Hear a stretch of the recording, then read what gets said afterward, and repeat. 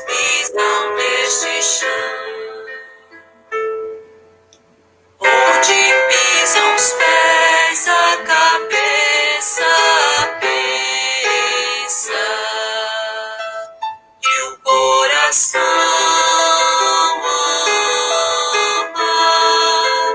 ama o coração, pensa a cabeça, e os nossos pés pisam neste chão, ama o coração, pensa a cabeça, e os nossos pés pisam neste chão.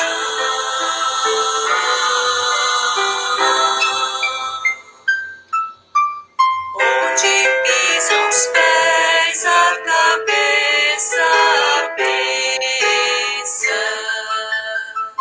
e o coração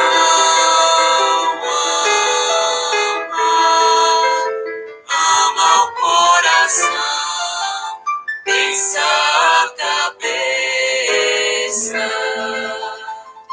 e os nossos pés pisam neste chão, ama o coração, pensa a cabeça.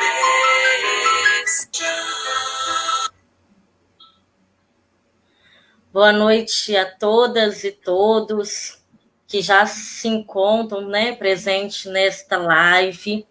É com grande alegria que nós, do Centro de Estudos Bíblicos no Espírito Santo, nos encontramos nessa sexta-feira, para partilhar um pouquinho com vocês a vida, Hoje, a nossa programação é diferente da programação que nós realizamos às quartas-feiras, E hoje nós vamos fazer uma análise de conjuntura com a temática Construindo Caminhos de Transformação com as Periferias. Então, é uma caminhada que nós estamos fazendo em preparação, em construção da Assembleia do CEBI, Assembleia Estadual do CEBI, que ocorre todos os anos, ao final do ano, e é um momento de estruturar, conversar, avaliar, preparar, planejar, pensar o próximo ano. E aí, como todos vocês sabem, nós partilhamos a palavra sempre em relação com a vida, E nós não poderíamos deixar passar em branco também este momento tão importante e significativo, que é a análise de conjuntura. Para isso, hoje nós temos 2 convidados, mais um mediador que já deve estar entrando, a conexão deve estar, ter caído.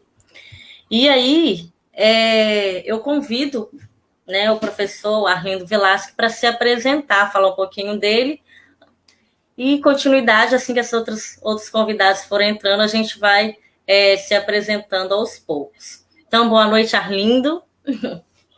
Boa noite, Marina. Boa noite a todos e todos. Eu sou Arlindo, venho de São Gabriel da Palha, sou pesquisador por vocação e sou eterno aprendiz por convicção. Cláudio Vereza, já nos escuta? Consegue nos ouvir e falar?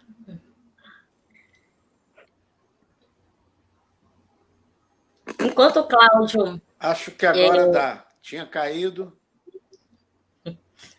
Acabei de voltar. Ótimo, Cláudio. Então, se apresenta para a gente.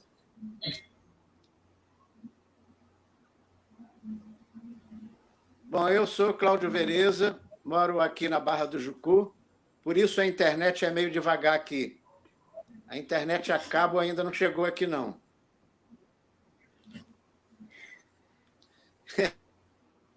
E vive caindo. E participo do coletivo de estudos da conjuntura, junto com Arlindo e outros colegas. E sou do movimento Fé e Política Nacional. da coordenação ampliada. E da Estado também, nós temos uma coordenação estadual. Atualmente é isso. Deputado estadual aposentadíssimo. Bem, eu sou Marina de Oliveira Dalmondes, faço parte do Centro de Estudos Bíblicos no Espírito Santo, atuo na equipe de divulgação e elaboração de ciclos bíblicos. E aí, para quem já nos acompanha há algum tempo, hoje eu me apresento também um pouco profissionalmente. Eu também sou professora no município de Guarapari, né? Sou da rede municipal e também sou pesquisadora em educação. Para dar continuidade, vamos escutar o Samba de Utopia.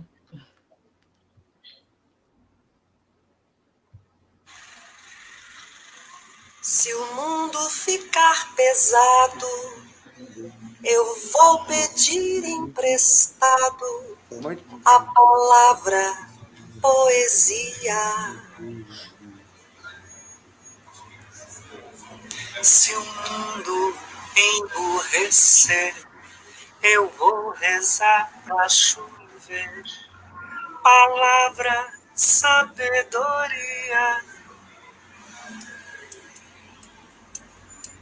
Se o mundo andar pra trás, vou escrever num cartaz a palavra rebeldia. Se a gente desanima, eu vou colher no pomar a palavra teimosia. Isso aí eu tenho que entrar como membro. Se acontecer afinal de entrar em nosso quintal a palavra tirania, pegue o tambor e o ganzá, vamos pra rua gritar a palavra utopia. Se o mundo ficar pesado, eu vou pedir emprestado a palavra poesia. Se o mundo emburrecer, eu vou rezar pra chover palavra, sabedoria.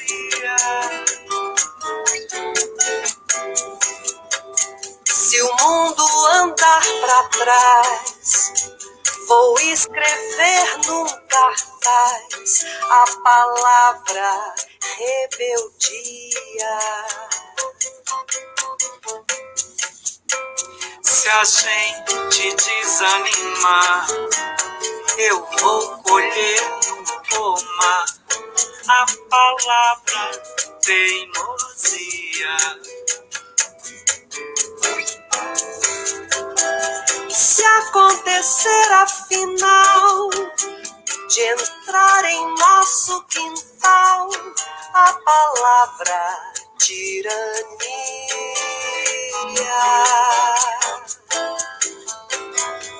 pegue o tambor e o ganzá, vamos pra rua gritar a palavra utopia. Se o mundo ficar pesado, eu vou pedir emprestado a palavra poesia. Se o mundo emburrecer, eu vou rezar pra chover palavra, sabedoria. Se o mundo andar pra trás, vou escrever num cartaz a palavra rebeldia. Se a gente desanimar, eu vou colher no pomar a palavra negociar. Se acontecer afinal de entrar em nosso quintal a palavra tirania,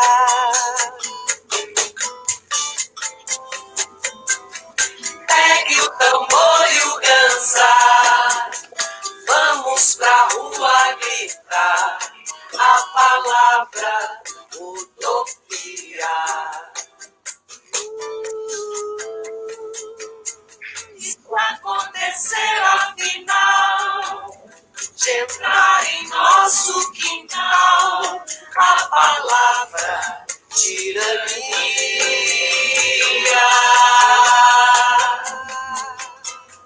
pegue o tambor e o ganzar, vamos pra rua gritar a palavra utopia.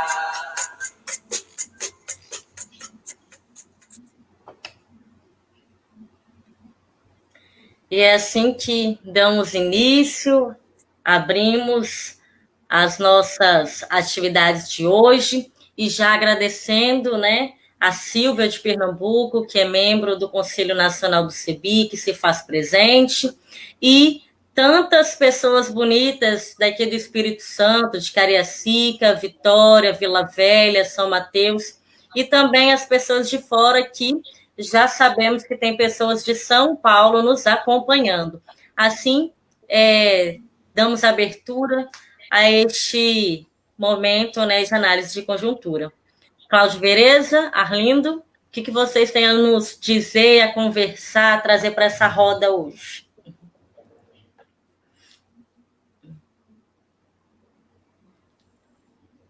Você começa, Cláudio?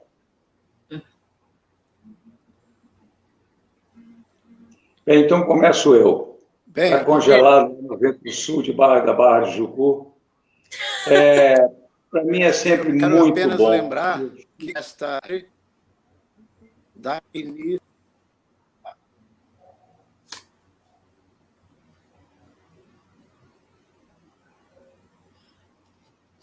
Então, quero dizer que essa live, ela a Assembleia Estadual do CEBI, com o tema da análise de conjuntura, construindo caminhos de transformação com as periferias. E temos já presente o Arlindo, aposentado atualmente, e vamos ter daqui a pouco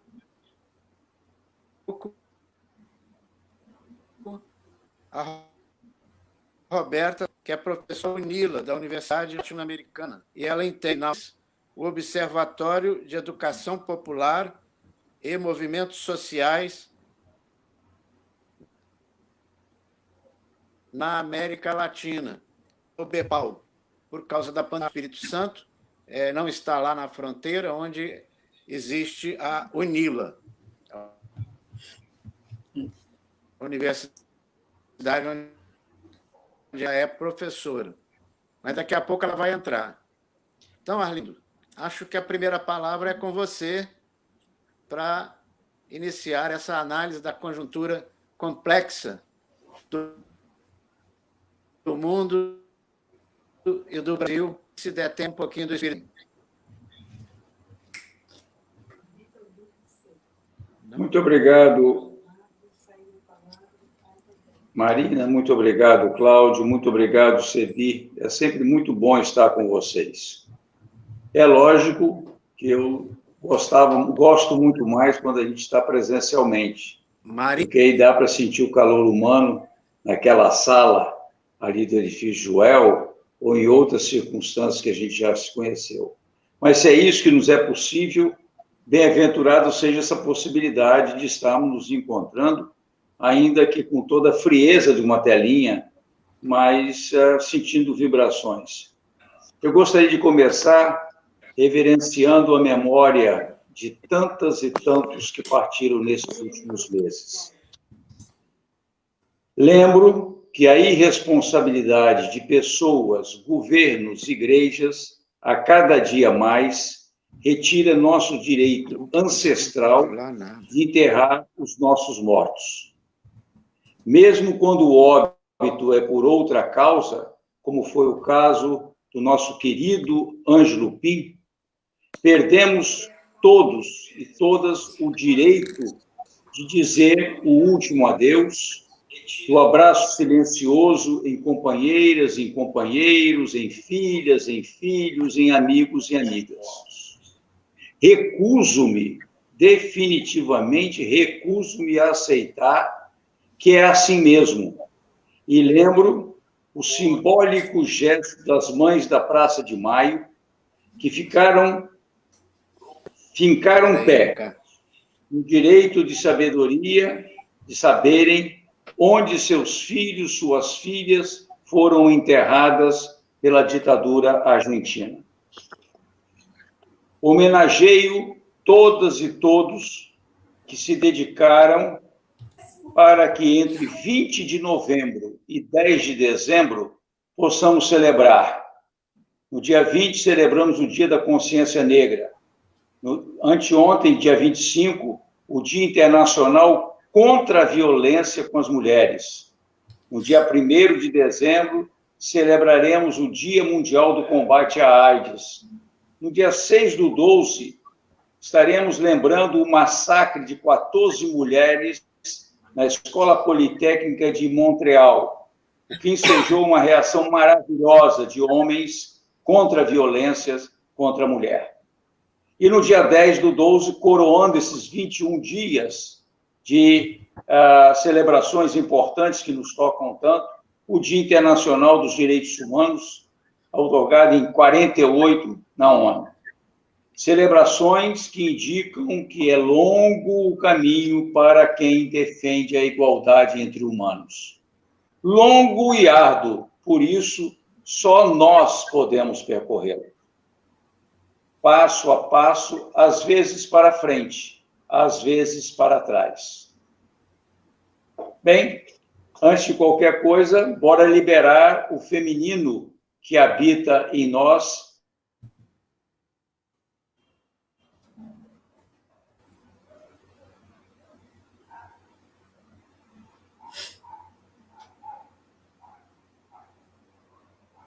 Eu acredito que a conexão do professor Arlindo tenha caído. Para passarmos a tecer caminhos, ao invés de pretender construí-los.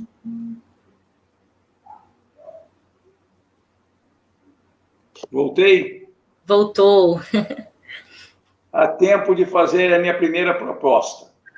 E a minha primeira proposta é: chega de reagir. O jogo imposto por menos de 1% da população já está perdido para os 99%. Este jogo, conforme as regras que eles estabelecem. Não adianta reagir. Bora agir. Vamos agir. Estabelecer uma outra roda, uma outra ciranda, uma outra gincana que se paute pela alegria, pela diversidade, pela pluralidade e o cuidado de todos com todos os seres viventes.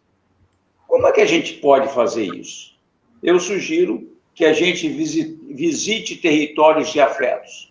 E por afeto aqui, no sentido de que nos dizem respeito, que sinalizam como nos colocamos no mundo.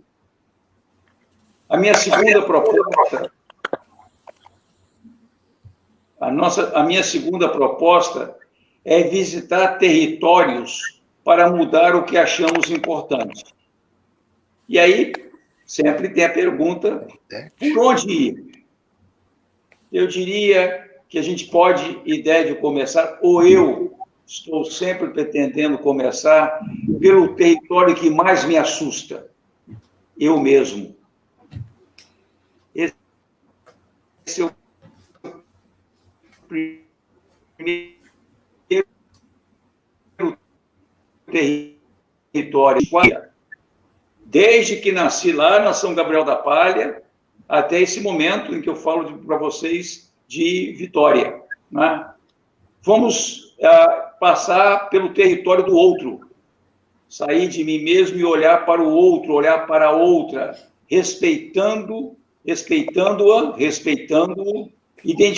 o que nos é comum. E temos muita coisa em comum com cada outra e com cada outro que interagimos. Depois vamos passar pelo nosso território, território que já não é mais eu, o território que já não é mais você, Marina, não é mais você, Cláudio, não é mais você que esteja nos vendo, nos ouvindo, seja nesse momento, seja a posteriori. Nosso território que contempla muitas e muitos outras e outros, permeado pela diversidade e pluralidade a ser admirada e valorizada. Essa diversidade e essa pluralidade, aquele 1% quer banir, porque o que eles querem é nos pasteurizar e tentar fazer com que a gente acredite que só somos nós quando seguimos os preceitos deles do eu sozinho. Mas, afinal de contas, como é que a gente faz isso? Eu acho que a primeira coisa que, de repente, a gente pode fazer é entrar em contato com os capetas interiores e aprender a recondicioná-los. Eu tento entrar em contato, eu vou falar de mim, né? Pode ser que vocês só tenham anjinhos aí dentro de vocês. Eu tenho os capetas dentro de mim. E eu tenho que buscar, eu estou tentando, ainda continuo, né, aprendendo a recondicioná-los. E conhecer que minha prática, para além do meu discurso, pode me denunciar pelos armários de banheiro, do quarto e da despensa. Às vezes, e muitas vezes, eu tenho um discurso que na hora que alguém for lá dar uma olhadinha, olha, preservação do meio ambiente, vai lá dar uma olhadinha no armário do meu banheiro, no armário da minha cozinha, vai dar uma olhada na despensa, e lá vai estar, eu posso ser denunciado, né? Será que tudo aquilo que eu tenho nos meus armários são possíveis de se sustentar ao longo do tempo? Será que eles são perenes? Então, eu acho que a gente precisa ver o que ali externaliza o que penso e falo. O que ali reflete o que me impressiona com tudo o que dizem marqueteiros. Porque eu sou bombardeado, não sei se vocês conseguem não ser bombardeados, mas eu sou bombardeado o dia inteiro, 24 horas por dia, inclusive quando estou dormindo, por marqueteiros que usam o que há de mais avançado da neurociências para me subjugar a necessidades que eu nunca podia imaginar que eu tivesse. Eu, inclusive, não tinha há 5 anos atrás, não tinha 10 anos atrás, nem para lembrar quando eu saí de São Gabriel da Palha, nem para lembrar quando eu cheguei em Vitória em 55. Mas eles vão lá e dizem, olha, Lino, você precisa disso.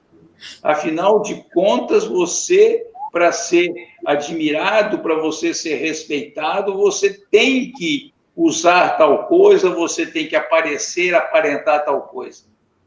O que ali, nos meus armários, nos meus pertences, dá curso à destruição da natureza, em nome de confortos que só conhecemos nas últimas décadas, citando. Tem alguns confortos que a gente não tinha a mínima ideia de que viriam a surgir, eu diria, há 10 anos atrás. Né? Depois eu posso conversar muito sobre alguns desses confortos que são de agora, de muito recente, e que, de repente, virou questão de vida ou morte, se eu os tenho ou não os tenho. Entrar em contato com territórios, saindo de mim, entrar em contato com territórios que me cercam, a minha vizinhança, o meu bairro, a minha cidade. O que falta em termos de humanidade, de solidariedade, de cuidar dos seres viventes nesses territórios que eu visito? E aí eu preciso agir. Eu preciso agir no tecimento, na costura, essa coisa bem feminina, mas que não é privilégio das mulheres, não. Né? A única coisa que dizem ser privilégio dos homens é o construir, aquela coisa robusta, aquela coisa de mover pedras e implodir coisas. As mulheres, todos nós que temos o nosso feminino, podemos tecer, podemos costurar. É sempre bom te lembrar que lá nos nossos canaviais de Pernambuco, as fantasias para o maracatu são bordadas pelos canavieiros, pelos aqueles rudes que trabalham, tá, no corte da cana, são eles que tecem a sua própria fantasia. No tecimento, precisamos tecer, precisamos costurar um novo normal.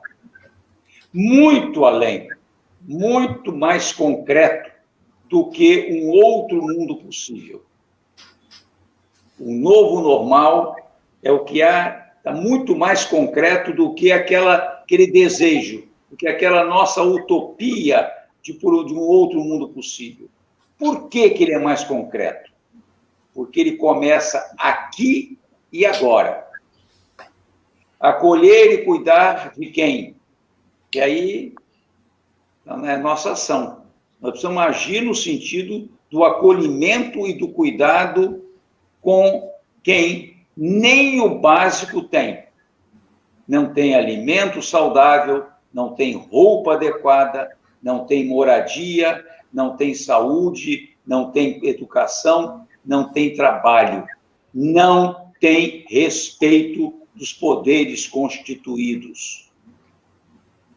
Por quem está cada vez mais próximo, nós temos que agir no sentido de estarmos cada vez mais próximos daqueles que convivem com a distopia e com elas e eles que precisamos costurar utopias. Essa utopia que nós acabamos de cantar.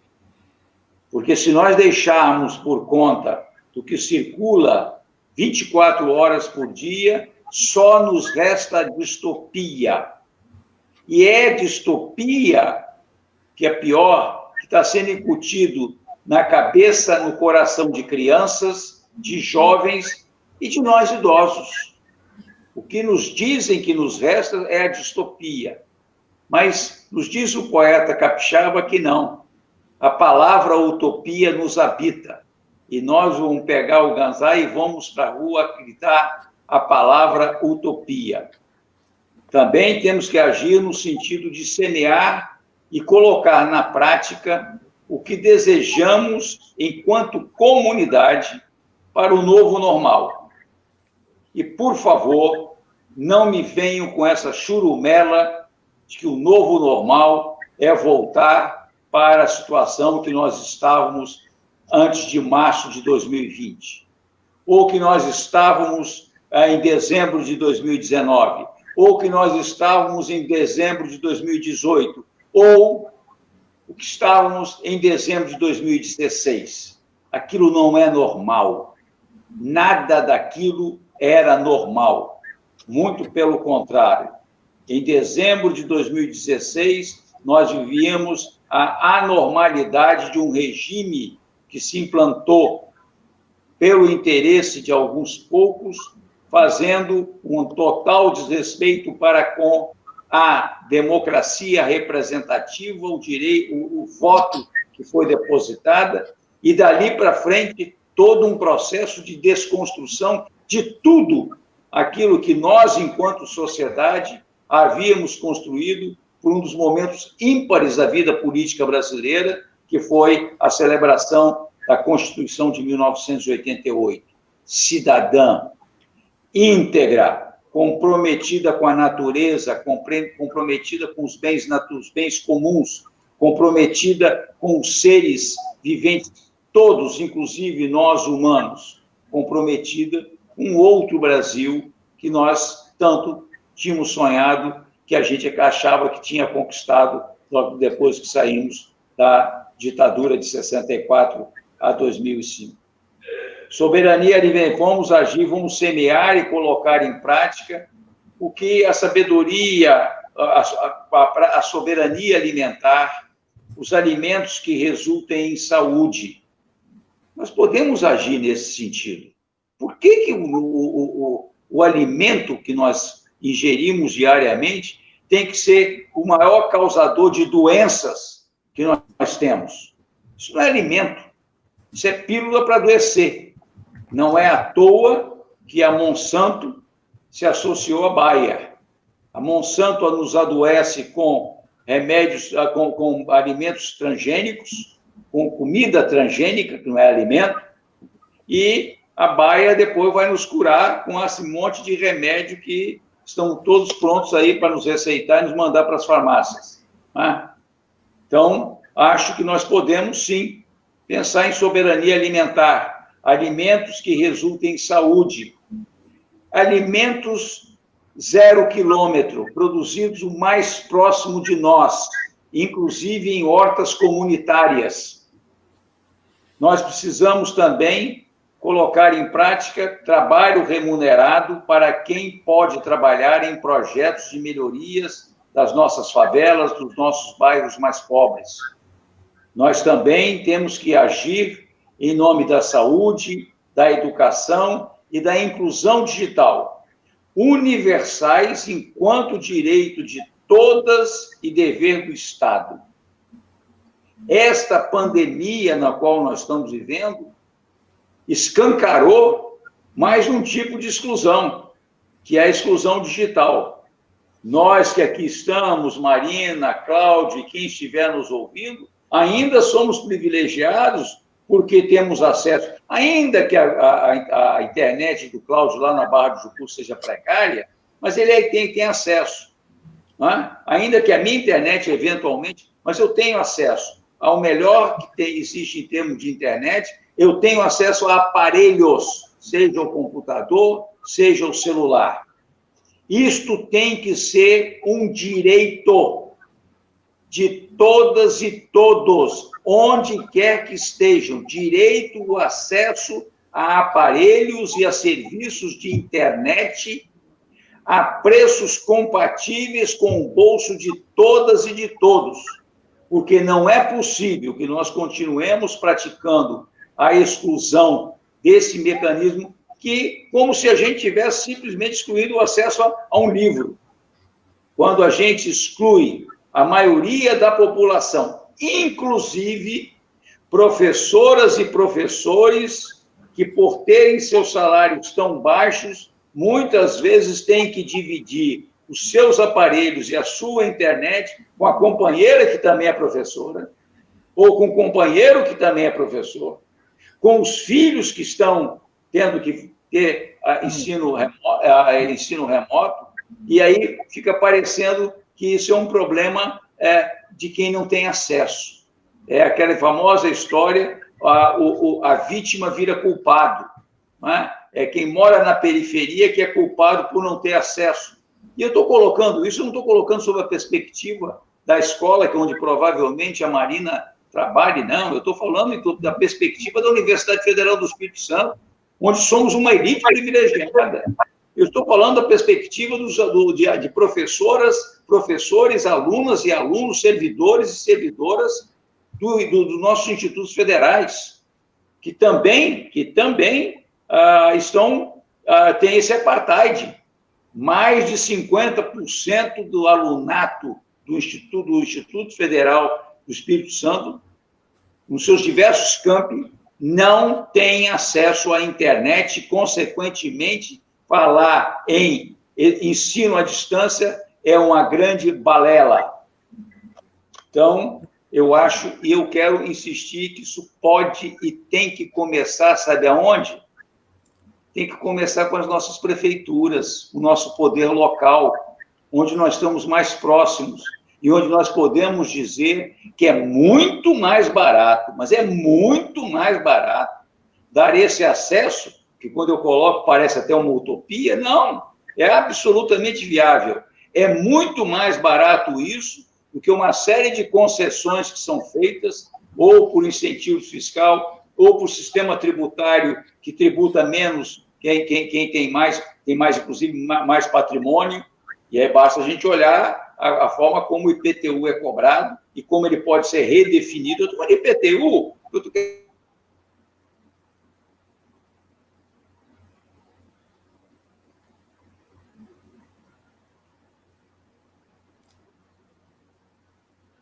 Eu acredito que a conexão do professor Arlindo Vilasque caiu. Então, enquanto ele retorna para a sala, né, para esse diálogo, eu já quero acolher a professora Roberta Traspadini, que chegou e já se faz presente conosco. Então, professora Roberta, seja muito bem-vinda a essa roda de conversa. Enquanto o professor Arlindo retoma a conexão, né, eu vou abrir para o Cláudio também falar um pouquinho com você e para você se apresentar a todos nós.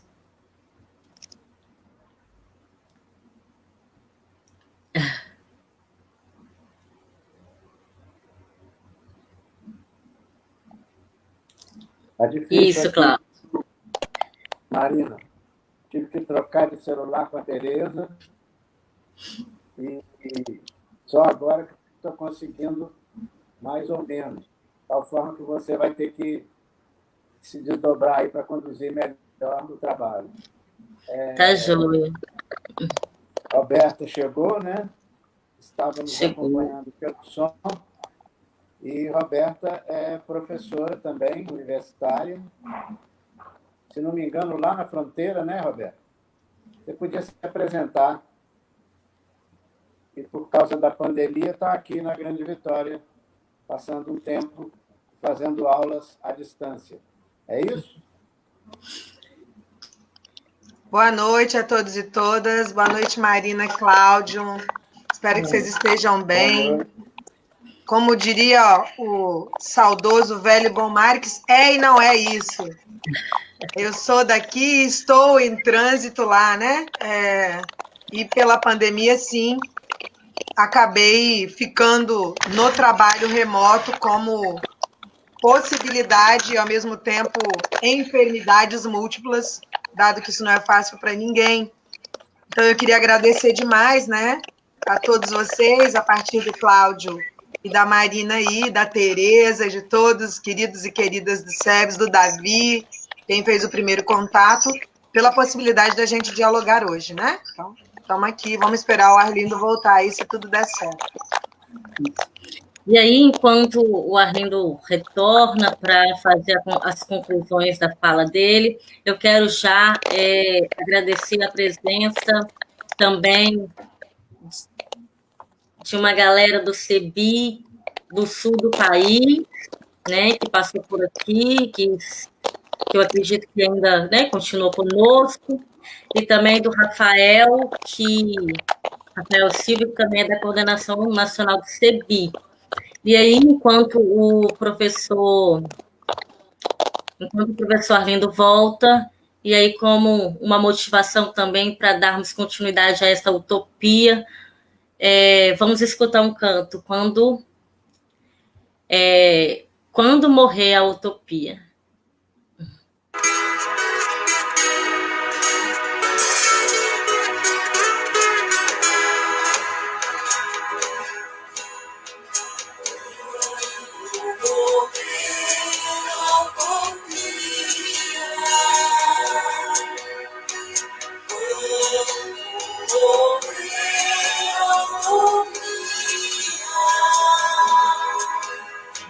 Toda canção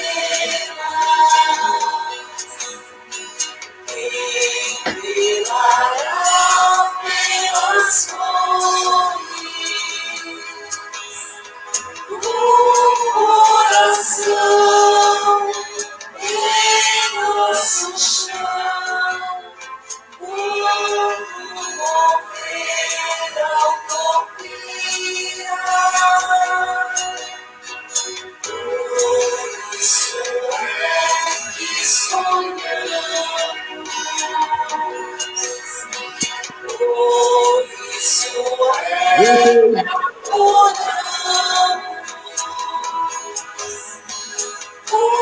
uma canção, uma paixão, nossa utopia e paz. Quem cuidará das estrelas? Quem velará pelas... Com o retorno, né, do professor Arlindo Vilasque, 10 minutinhos para a conclusão, Arlindo. Muito obrigado. Para ficar provada a minha tese, né? Eu moro naquilo que muitos dos meus vizinhos dizem bairro nobre. Não me pergunte o que é um bairro nobre, mas tem muito vizinho meu que acredita nisso. E expressa isso. Pagam por um pacote razoável e aí acontece esse tipo de coisa. Imagina quem mora na favela, quem mora no bairro pobre, que tem menos condições. Então, eu só retomando, isso não pode mais ser problema individual. Isso é um direito universal e é uma obrigação do Estado. Se não é o Estado nacional, porque tem um coiso lá, se não é um governo estadual, porque temos um governador que também se omite nessas questões fundamentais, que seja o prefeito, que nós aprendamos a pressionar, porque esse é um direito. E é muito barato. Eu acho que eu estava mais ou menos dizendo que é muito mais barato do que os incentivos fiscais que são dados, e as isenções indiretas que são dadas através de IPTU e a forma como o IPTU é calculado. Nós precisamos agir no sentido de mecanismos que facilitem o círculo virtuoso de compras locais. O que é que a gente pode fazer para incentivar, facilitar o círculo virtuoso de compras locais? Moeda local. E eu não estou falando de nenhuma abstração. Aqui no Território do Bem tem, em Vila Velha tem, em São Gabriel da Palha, no Espírito Santo inteiro tem uma série de experiências muito bem-sucedidas de moeda local. Pregão eletrônico em compras governamentais.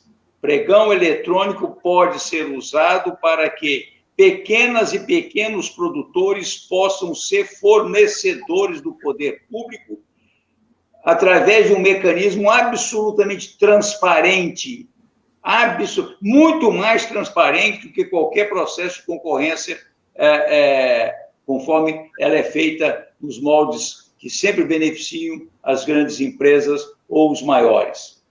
Através do mecanismo de aplicativos que aproximam quem produz de quem compra.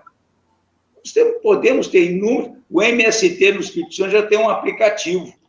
Eu vou lá e entro e peço minha cesta básica e eles me mandam. Eu não preciso ligar para ninguém, mas muita gente não tem esse acesso. Tem muito produtor rural aí que produz produtos agroecológicos e que não consegue, só consegue fazer via o WhatsApp, que é muito mais trabalhoso para eles e muito mais trabalhoso para mim. Minha proposta 3, terceira e última. Não acreditem em nada que eu disse. Experimentem olhar para além da poluição de TVs e das redes sociais. Experimentem. Façam como fazem os cientistas. Cientistas não acreditam em nada, experimenta tudo. Faça como fazem os budistas, não acreditam em nada, experimentam. Não é? Nada do que disse, nada do que eu falei aqui, nada que eu disse aqui é novo. Já está acontecendo na economia, como sinaliza o Papa Francisco. O Papa Francisco não está falando de nenhuma nova teoria na economia de Clara e Francisco. Não está falando de absolutamente nenhuma teoria nova. Não está falando de nenhuma iniciativa nova. Ele está simplesmente buscando dar visibilidade àquilo que já acontece no mundo inteiro. nas comunidades quilombolas, entre os nossos nativos, entre povos das florestas, das águas, entre micro, pequenas e médias empresas no campo, na cidade, em todos os lugares.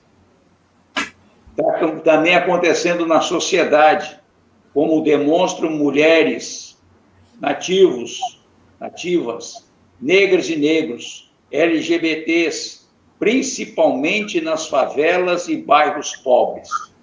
Já está acontecendo na política, como nos inspira Greta Thunberg e milhões de adolescentes mundo afora, fazendo um outro tipo de política, mas fazendo política. Não é a política no qual a minha geração se acostumou. E, de uma certa forma, às vezes até nos viciamos nela. É uma outra política. É uma política de quem diz o seguinte: olha, vocês já tentaram tudo, já tiveram todo o direito, mas vocês não estão me dando futuro. E nós queremos futuro. E nós estamos diante de um movimento político inédito na história da humanidade. Porque ela não está acontecendo entre sábios velhos. Não está acontecendo como foi a chamada revolução, as revoluções no final da década de 60, no início da década de 70, que o máximo que atingiam eram os jovens universitários e jovens acima de 20 anos. Nós estamos falando agora de um movimento político que começa entre pessoas ou com pessoas de 14 anos ou pouco mais do que isso. Mais do que nunca, é hora de transformarmos pensamentos em palavras, palavras em obra. Muito obrigado. Obrigada, professor Arlindo, né? Arlindo. Cláudio Vereza. E aí, enquanto o Cláudio entra, eu quero destacar também a presença da Vânia, do CEBI Paraná, da pastora Claudete, da Unida, Paulo César Gomes, de Curitiba, e também a Estela Montiel, de Obepal. Aí, aqueles que forem de fora vão deixando nos comentários, né, que nós vamos agradecendo, apoiando vocês, e a todas as pessoas que estão do Espírito Santo, que nos acompanham neste momento, né, de conversa. Obrigada pela presença, continue conosco, que temos muita coisa interessante pela frente. Cláudio Vereza. Bem-vinda, Roberta. Obrigado, Arlindo, pela introdução a esse tema de maneira super nova, né? Você introduz o tema da análise da conjuntura de uma maneira nova. Não falou de partidos, não falou de movimento sindical, mas falou do que está acontecendo no mundo hoje, né? Essa última abordagem que você fez, a gente lembra daquela jovem lá, aquela adolescente quase jovem, lá dos países nórdicos, que está dialogando com os grandes mandatários do mundo, a ONU, a Greta, né? Greta Thunberg. O mundo que nós queremos não é esse que vocês estão deixando para nós.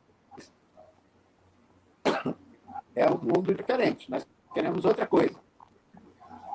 Nós queremos que a vida permaneça.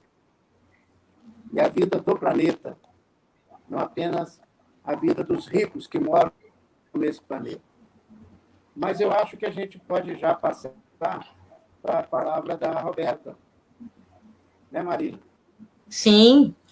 Então, a palavra da Roberta e depois fazemos um debate com algumas perguntas que devem surgir aí no Facebook, no CEBI. Lembrando que esta atividade de hoje faz parte da Assembleia Anual do CEBI, e obrigatoriamente está sendo feito de maneira virtual. Vai ter prosseguimento no próximo fim de semana com outras abordagens. Então, Roberta Traspadini, nossa companheira professora. Boa noite a todos e todas novamente. Eu queria começar, na forma de agradecimento, fazendo como nos ensinou Paulo Freire, algumas perguntas em tempos tão difíceis, de perdas como a atual. Marina, eu acho que está dando microfonia para mim o seu fone. Ai, obrigada. Valeu. A primeira pergunta é se a gente sabe agradecer. Sim. Somos uma sociedade que foi educada para agradecer? Por agradecer, eu estou dizendo que a gente tem, no tempo atual, uma sucessão de histórias e lutadores e lutadoras que abriram os sendeiros daquilo que a gente produz hoje e deixará como semente para que outros e outras continuem no caminho. Mas será que a gente aprendeu a agradecer? Agradecer é uma palavra que cabe numa sociedade tão violenta no roubo da vida e no roubo do tempo? Agradecer sem a mercantilização ou a mediação do que o Marx chama de equivalente geral, o dinheiro? Agradecer pelo ato criativo e ontológico de poder se relacionar com os demais seres e com a vida a partir de uma outra dimensão que não a da compra e venda? Fomos educadas e educados por agradecer? Tenho dúvidas. E eu estou dizendo isso porque eu acho que a gente não pode deixar de aproveitar a oportunidade para, na forma de agradecimento, dizer que cada um de nós que estamos aqui hoje, o querido Arlindo Vilasque, um professor incrível, na pedagogia do exemplo, na solidariedade, uma pessoa linda, né? O Cláudio, a Tereza, o Davi. Agradecer é um ato digno daqueles e daquelas que, no tempo em que vivemos, sabemos que somos herdeiros de outros e outras e deixaremos também sendas no caminho para aqueles e aquelas que virão. Agradecer. Educar-se para o agradecimento é algo que está em falta no nosso tempo. Eu estou dizendo isso porque me parece que a pandemia aguça os sentidos para a gente também fazer autocrítica e revisar, por conta de alguns desvios e defeitos, como a gente também foi deixando de fora da história gente tão como a gente. Então, assim, na história do Espírito Santo, quem foram esses lutadores e essas lutadoras, indígenas, quilombolas, pomeranos, italianos, colonos, que abriram sendeiros e sendeiras, abriram processos vulcânicos, brechas no cimento para a gente agradecer? Entre essas diversas pessoas, eu acho que a gente precisa tributar aqueles e aquelas que fizeram a luta social no país, no continente e no nosso estado. E me parece que havia uma forma conteúdo de fazer luta na década em que eu nasci, dos 70, em meio à efervescência de um regime militar cruel e violento, que sim, torturou, matou, dizimou muitos dos nossos e das nossas, de dentro e de fora das células políticas, entendido que toda célula é política, mas que entendiam que a praxis era a verdadeira parteira de toda a teoria. E por isso a gente reivindica no agradecimento esses homens e mulheres que tiveram na educação popular um processo fundamental de construção de caminhos ao lado, nem como vanguarda sobre, nem como base sem ser vanguarda, ao lado, como diria Rosa de Luxemburgo, codo a codo, como diria o Neruda. Então, eu acho que o Cláudio, a Tereza, o Arlindo, a Andreata, o padre Kelder, em especial agora com esses ataques que está vivenciando por conta dessa ofensiva fascista, né? Todos os nossos, o padre Jósimo, o padre Gabriel, todos esses, a irmã Dorothy, o Dom Pedro, que nós, infelizmente, perdemos esse ano, todas essas pessoas entregaram suas vidas porque acreditavam que outro mundo, além de possível, era necessário. Então, eu acho que a primeira coisa que a gente precisa fazer é voltar a fazer perguntas do nosso tempo ao longo do tempo histórico. a quem a gente precisa agradecer. Quem são aqueles e aquelas que ajudaram a gente chegar onde a gente chegou para continuarmos lutando naquilo que o Arlindo aponta para frente. E me parece que, infelizmente, por conta do imediato, do tempo histórico que a gente vive, sempre na pressa de resolver a crise sistêmica e na vontade de superar esse processo criando um novo modelo, a gente vai deixando de lado um simples e complexificando nesse simples uma razão de ser que vai perdendo sentido e nos adoecendo. Agradecer, um ato político de relação de praxis com aqueles e aquelas que construíram caminhos juntos com a gente. O Freire chamava de construtores de tijolos, construtores de um trabalho manual que não se separa de um trabalho intelectual. E nessa forma de agradecimento desses educadores populares e educadoras que eu, na minha leitura, Arlindo, Cláudio, Davi, Tereza, Padre Gabriel, Padre Jósimo, Padre Kelder, toda essa gente, Raquel, Penha, toda essa galera está muito vinculada às pastorais de lutas e que foram perseguidos e são perseguidos pelo que acreditam. Me parece que eles trazem para a gente, na forma de aprendizagem sobre a praxis, uma palavrinha-chave que o Leonardo Boff insistia muito no final dos anos 90, tanto quando escrevia os belos contos ou crônicas sobre a águia e a galinha, mas também quando escrevia sobre o saber cuidar. E ele diz assim no Saber Cuidar: cuidado significa desvelo, solicitude, diligência, zelo, atenção, contrato. Como dizíamos, estamos diante de uma atitude fundamental, de um modo de ser mediante o qual a pessoa sai de si e centra-se no outro com desvelo e solicitude. Conhecemos nas línguas latinas a expressão cura d'almas, para designar o sacerdote ou o pastor cuja missão reside em cuidar do bem espiritual das pessoas e acompanhá-las em uma trajetória religiosa. Tal diligência se faz com cuidado, esprit de finesse, como convém às coisas espirituais. Cuidar, saber cuidar, passa pelo que o Arlindo está chamando a atenção. Tanto o cuidar aquilo que entra no nosso corpo na forma de alimentos orgânicos sem veneno, como aquilo que alimenta o espírito, a arte, a beleza, a luta, a poesia, como aquilo que engrandece o humano na sua ontologia, a razão. O saber cuidar a mente, o corpo, o estômago e, cada vez mais, os processos de relações sociais a partir dos quais nos sentimos eminentemente adoecidas e adoecidos. E quem está doente não sabe agradecer porque tem medo de não conseguir sobreviver ante a tempestade. Então, saber cuidar passa por saber não só ler a realidade, como colocar-se ao lado para superar essa realidade perversa. Por isso, saber cuidar tem a ver com o que o Paulo Freire chamava de ato de conscientizar.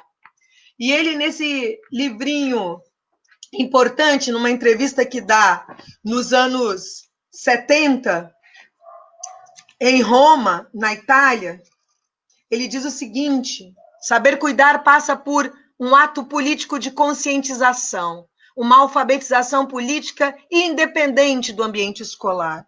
E ele diz assim: a conscientização se apresenta como um processo de determinados tempos históricos.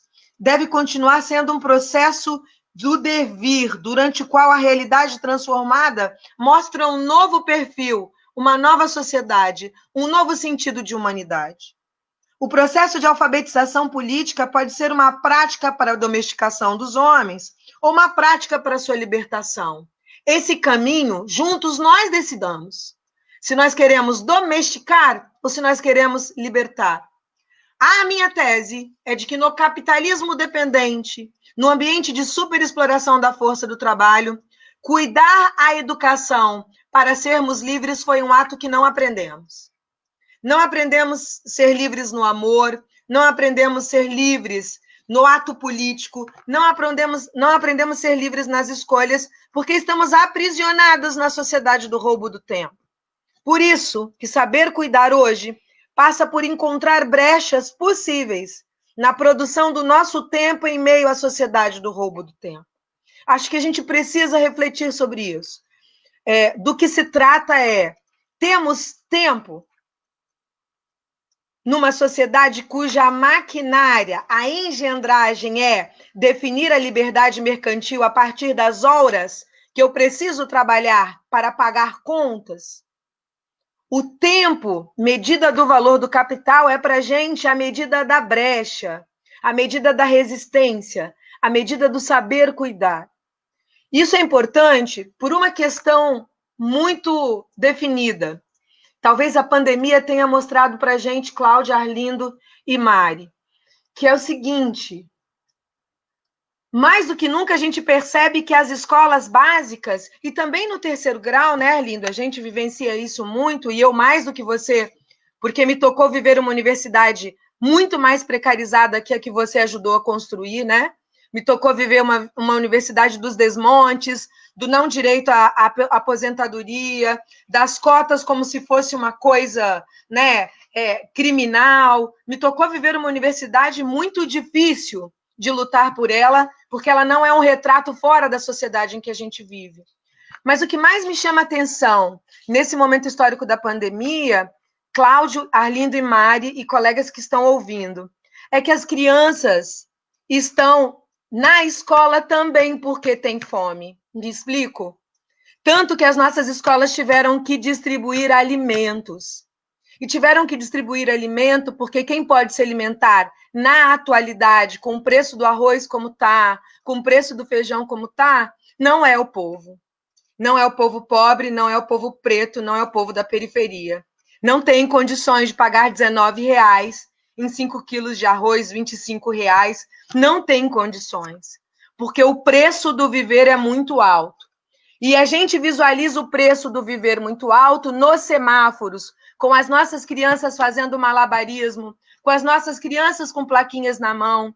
Mais do que nunca a gente visualiza nas ruas o papel da escola, que é o saber cuidar a mente, a aposta num futuro muito incerto, mas também a aposta no alimento. Olha que interessante. Sem escola não tem comida nessas casas. Vejam, não é só a escola como ato educativo da disciplina curricular, é a escola como ato educativo de humanidade. Por isso, a escola e o PAA, né? O Programa de Aquisição de Alimento, quando o nosso pequeno agricultor, numa política pública que não virou política de Estado, e sim política de governo, chegava nas escolas com alimento saudável, as crianças estavam mais robustas, porque produção sem veneno. Né? Então, a escola ela não é um pedacinho pequeno da disputa, ela é um espaço-tempo de disputas, tanto de manifestação da precarização do trabalho. Eu fiz um estudo muito pequenininho, Arlindo, mas muito fecundo nos últimos anos, da média de trânsito na cidade dos professores da Rede Básica de Educação de Vitória. Primeiro, 60% são precarizados, Arlindo, Cláudio e Mari, ou seja, moram em Cariacica, moram na Serra, moram em Viana e tem 3 ou 4 trabalhos para dar conta de um básico, que é de um teto máximo de R$ 2.200, R$ 2.300 como contratados e contratadas. Quando você precisa de mais de 40 horas para um mínimo que não chega nem a metade do que o DIEESE exige, como você vai cobrar paixão e prazer? Uma outra palavra importante, né, do ato educativo. Quem sabe cuidar porque deseja aprender o que não sabe e socializar o que sabe. E aí a gente descobriu que essas mulheres, parte expressiva de contratadas da educação, elas atravessam e recortam a região metropolitana da Grande Vitória, né, para conseguirem dar conta de uma educação que está cada vez mais fraturada. E essas mulheres e homens da educação precarizados, esses trabalhadores, isso vale para as merendeiras, isso vale para os seguranças, tudo contrato temporário, porque os concursos acabaram, né? Houve uma política de destruição da educação básica. Isso é muito importante a gente reivindicar e a gente colocar a universidade dentro do rol da educação e não acima ou superior. Esses termos são muito violentos, né? A educação superior. A educação, se ela é superior, é porque ela é includente.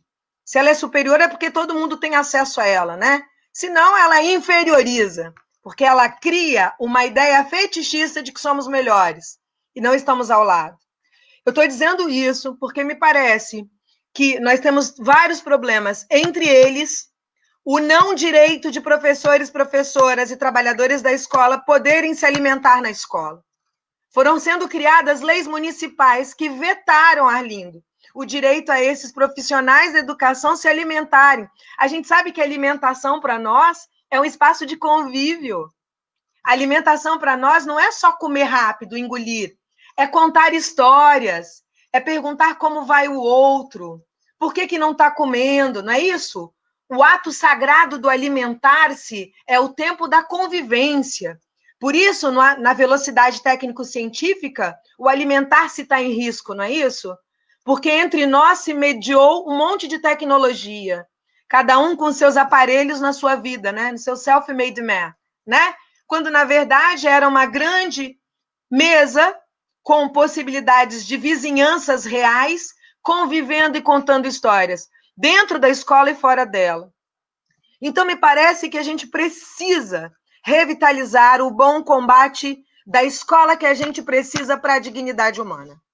E a escola que a gente precisa para a dignidade humana precisa reverter esse não ter tempo de estudar, esse não ter prazer, tempo para ter prazer com a educação. Como eu posso cobrar de uma educadora que ela tenha tempo de estudar se ela trabalha 44 horas para receber R$2.000 e tem medo de perder o seu contrato? Como é que eu preciso convencer as trabalhadoras da limpeza da Federal do Espírito Santo que elas estão trabalhando numa universidade pública que pertence a elas, quando elas sequer sabem que aquilo é uma universidade pública? Então, a gente precisa voltar ao simples. Me explico com isso? A gente precisa, no trabalho de base, voltar a saber escutar. Numa sociedade que rouba os sentidos, a gente já não cheira, a gente já não toca, a gente já não vê. A gente já não se alimenta com o tempo. Numa sociedade que rouba sentidos, o mais revolucionário é resgatar os sentidos. O que está em jogo, tem razão, Ailton Krenar, o que está em jogo não é só a natureza, é a totalidade do que a gente entende por natureza, incluindo a humana. Mas nós não escutamos, nós não escutamos os nossos povos, porque alguém definiu na história recente da humanidade que indígenas são primitivos, ou que quilombos são primitivos, ou que a ideia de modernidade é essa, de poder soltar dejetos do desenvolvimento num rio que era doce, e que era o espaço de sobrevivência de múltiplas espécies e de muitas gentes e muitos povos. Então, me parece, eu vou fechando e amarrando, que a gente precisa voltar a fazer perguntas, como nos ensinou a teologia da libertação. Sabemos agradecer? Sabemos alimentar? Sabemos sentir? E, principalmente, sabemos ainda coletivamente construir? Talvez sim, talvez não. Essa resposta é uma resposta que precisa ser abrigada na humildade que tivemos ao longo do tempo de saber que só somos o que somos porque herdeiros das lutas sociais e só deixaremos como legado para aqueles e aquelas que virão se formos capazes de melhorar o tempo vivido para que nossos filhos, nossos netos, outros filhos e outros netos tenham condições, de fato, de representar uma vida que possam chamar de dignidade humana. Então, me parece que a gente vive um recuo histórico, um recuo tático, um recuo estratégico. As palavras revolução, socialismo, comunismo desapareceram e, no lugar delas, sobraram fome, miséria da condição humana, dinheiro e dívida, a expressão da desumanidade mais bem acabada de um sistema miserável que condiciona o ser ao ter, para usar o Erich Fromm. Então, eu pararia por aqui, Marina, para a gente poder dialogar, mas eu queria, de fato, agradecer, nesse momento, ao Arlindo e a Cláudio, por fazerem parte da minha formação. Uma mais próxima, uma não tão próxima, no caso do Arlindo, próxima como professor, no caso do Cláudio, não tão próxima, mas como legado de um educador popular e um lutador político que fez dos seus mandatos um processo nosso, coletivo, né? E no agradecimento, deixar então o tributo do saber cuidar, perguntando se a gente consegue ainda cruzar e combinar a capacidade de águia e a capacidade de galinha para metamorfosear-nos em borboletas. Obrigada e que a gente faça um bom debate.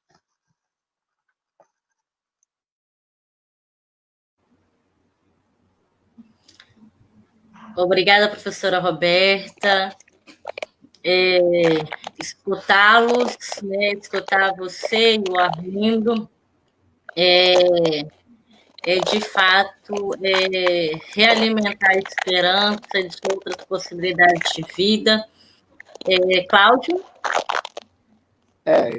Antes de fazer uma perguntinha que saiu aqui nos comentários. Eu fico muito encantado, agradecido pelas palavras tanto de Arlindo quanto de Roberta. E o que nós fizemos foi coletivo, né? Foi comunitário, foi processos educativos conjuntos, sempre cada um dando a sua parte. Na maioria das vezes, o que eu dava era tocar violão, era cantar, ensinar a cantar, animar, né? Eu me considero, até pouco tempo eu era um grande animador, hoje eu estou menos. E vocês dois nos colocam frente à distopia do momento do mundo atual, né? Um mundo que não aponta perspectivas da vida, né? Do cuidar. Ao contrário, é descuidado permanente. Estamos aí numa segunda onda da pandemia por falta de cuidado consigo mesmo e com os vizinhos, com os familiares. Então, a abordagem que vocês fazem realimenta a nossa utopia de um mundo do bem viver, como falam lá os povos originários dos Andes, né? Do bem viver, não o viver bem, mas o bem viver coletivo, comunitário, construído por todos e todas. E então, agradecimento imenso a vocês e eu devolvo para Marina, se há alguma pergunta aí que quem nos acompanha está colocando.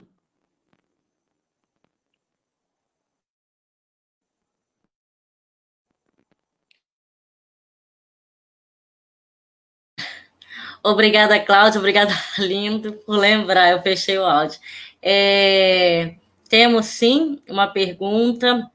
A Claudete pergunta, professora Roberta, como sensibilizar professoras e professores e estudantes para a resistência e luta contra o desmonte da educação?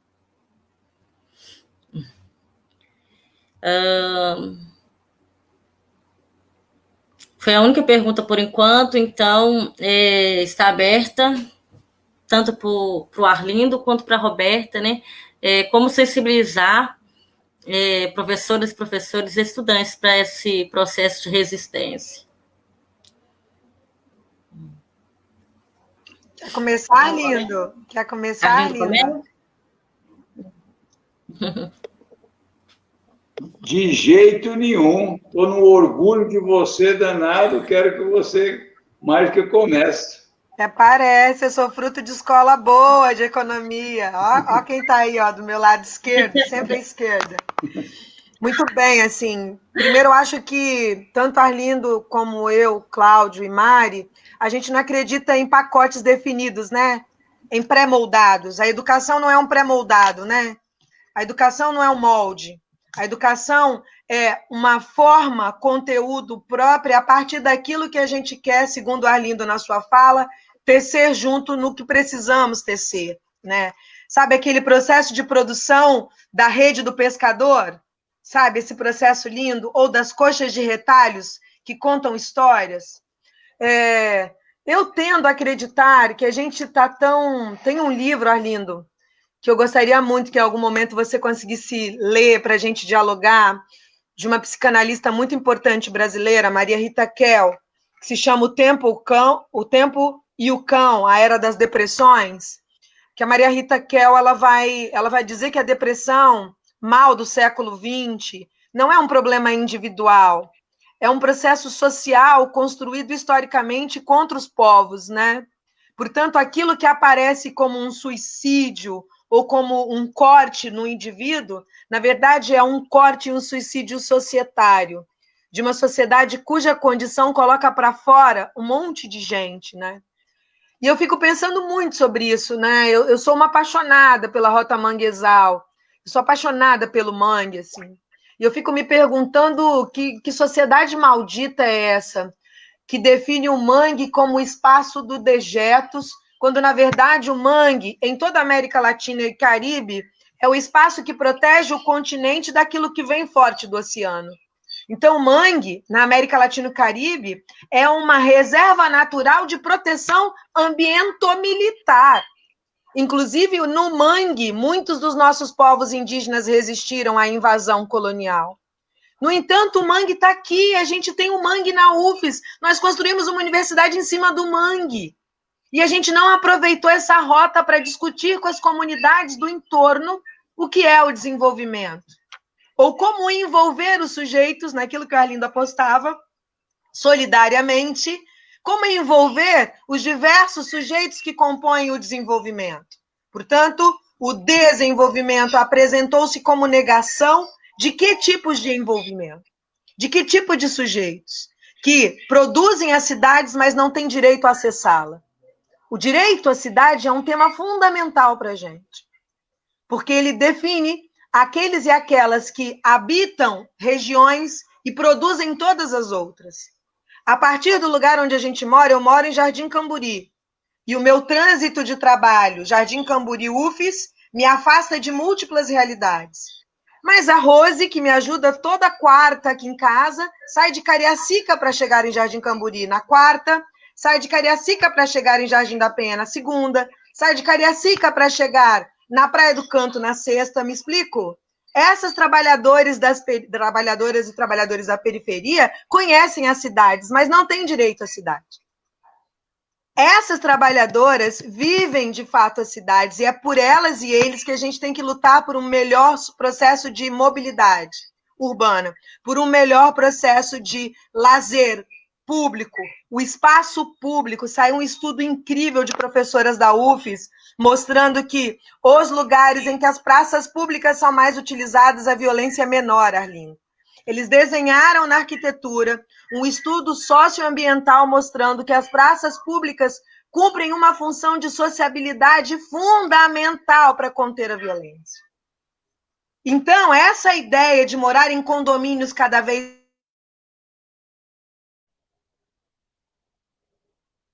cerca em vez de abrir as... Coloca muro em vez de construir pontes. E uma sociedade muito murada não dá conta de sobreviver por muito tempo. Porque o humano é muito mais criativo do que a lâmina. O humano cria a lâmina, não a lâmina cria o humano. O mangue produz ontologia junto com o humano, mas só o humano destrói o mangue. A gente precisa pensar essas coisas se a gente quer, de fato, possibilitar uma oportunidade sociológica para essas pessoas. Então, indo ao ponto da pergunta, como sensibilizar? Eu acho que a gente tem que disputar a tecnologia, sim, como nós estamos fazendo hoje. Eu acho que a gente tem que se reinventar, sim. A gente precisa aprender a aprender, como dizia o Freire. Nós não estamos prontos e não estamos dados. A vida é uma eterna aprendizagem. Voltar a escutar, voltar a estar junto quando pudermos, mas nos refazermos. Não dá como pronto o processo, ou nem esmorecer ante as crises, porque essa não é a primeira, ainda que seja muito profunda, mas não será a última. ela traz para a gente novos desafios como humanos que somos e humanas que somos. Então, a sensibilização, para mim, passa pela reaprendizagem coletiva, mas essencialmente pela arte. A arte é a capacidade da gente chegar em todos os espaços em que não necessariamente a educação erudita chega. Um muro pintado como a entrada das paneleiras em Goiabeiras chama 1000 vezes mais atenção do que quantas teses de doutorado. E eu não estou dizendo com isso que a educação popular é superior à educação científica, de jeito algum. Nós viemos daí, né, Arlindo? Nós sabemos o papel de uma educação bem feita. Não é isso. O que eu estou dizendo é que a gente não pode desmerecer a cultura popular. A cultura popular, ela é alfabetizadora política. O México, a Revolução Mexicana, nos ensinaram que os muros podem contar histórias. E, através desse contar histórias, a gente pode recuperar Chico Prego, a gente pode recuperar Padre Gabriel, a gente pode recuperar uma infinidade de lutadores e lutadoras botocudos que tinham outro sentido que não o turístico do Morro do Moreno. Então, aprender, sensibilizar é voltar a recuperar os sentidos numa sociedade que rouba e os mercantiliza. Sensibilizar é usar o nosso tempo para estar junto quando insistem em nos separar. Sensibilizar é um ato amoroso para saber que a gente não ama de forma romântica só porque tem que dar certo. A gente ama de forma romântica porque a gente quer que dê certo. Com todo o ato amoroso que tem, é possível dar certo, mas demanda tempo e cuidado. Saber cuidar, isso é um ato amoroso. Não porque eu queira e precise ouvir o que eu quero ouvir, mas porque eu preciso ser educada para, ouvindo a diferença, saber construir um outro edifício. Não o meu próprio edifício, mas um novo edifício, como a síntese dos nossos edifícios. O edifício da Roberta, mais o do Cláudio, mais o do Arlindo, mais o da Mari, não vai dar um mesmo edifício, porque é a síntese de 4 ontoprocessos, movimentos diferenciados. Então, eu acho que sensibilizar passa pela arte. O Ferreira Goulart dizia isso, né? Uma parte de mim é todo mundo, outra parte ninguém, fundo sem fundo. Uma parte de mim almoça e janta, outra parte se espanta. Uma parte de mim pesa e pondera, outra parte delira. Traduzir uma parte noutra parte será a mesma questão de vida ou morte. Será arte, será arte. Eu penso que é isso. Sensibilizar é voltar a recuperar o humano numa sociedade desumana. E, para isso, a gente tem que encontrar tempo. Esse é o termômetro mais difícil. O tempo e o desejo juntos. Eu vou por aí, né? Talvez o Arlindo complemente com muito mais elementos aí para a gente pensar junto. Não, eu não tenho nada de complementar, Roberto. Eu acho que você já deu todos os elementos. Eu acho, Roberto, e acho, Claudete, que a gente precisa se dar conta, e só para ficar em 2 temas que a Roberta muito bem mencionou, que nós hoje somos uma sociedade sem educação e sem cidade. Aquilo que nós chamamos de educação hoje não passa de um processo de adestramento. Né? E adestrar para quê? Exatamente para alimentar a máquina. Então, quando se consegue fomentar uma rebeldia na Roberta, lá na formação, não foi na formação universitária não, Roberta, sua rebeldia vem desde sempre. Você deve ter pego a sua... Ou vem do seu DNA ou você tomou na mamadeira. A universidade simplesmente te deu alguns instrumentos melhores e te deu uma voz ampliada. Né? Então, a gente precisa parar de ter a pretensão que nós, na universidade, precisamos uma arrogância. Essa história de ser ensino superior. Tem 2 coisas que me causam um mal-estar danado. Primeiro é ensino superior. Segundo é 3º grau. Como se a universidade fosse a sequência do 1º e do 2º grau. Quando na universidade nós temos que aprender, acima de tudo, a questionar. Acho que temos que aprender a questionar desde a pré-escola. Mas, se não aprendemos lá, pelo menos na universidade, temos que aprender a fazer perguntas relevantes e a respondê-las de forma que tenha um mínimo de sentido social.